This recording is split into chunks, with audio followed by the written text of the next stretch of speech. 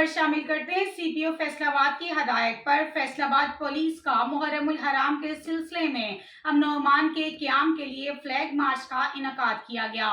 मुहर्रमुल हराम के मौके पर अमन व अमान बरकरार रखने, शरपसंद अनासर की हौसला शिकनी और अवाम के जान व माल के तहफ़्फ़ुज़ को यकीनी बनाने के लिए फ्लैग मार्च का इनेकाद किया गया। फ्लैग मार्च की क़यादत एसएसपी ऑपरेशन हमारा शहराजी ने की।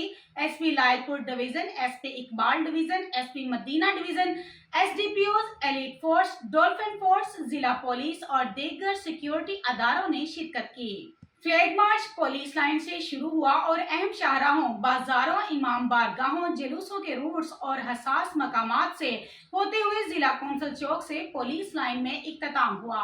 मार्च की क़यादत करते हुए एसएसपी ऑपरेशन हमारा शहराजी का कहना था कि फ्लैग मार्च का मकसद मुहर्रमुल हराम में न सिर्फ अमन व अमान की फिजा को मजबूत बनाना है, बल्कि अवाम में ये पैगाम देना है कि पुलिस और कानून नाफिज करने वाले अदारे हर मुमकिन इक़दामात के जरिए उनकी हिफाजत को यकीनी बनाएंगे।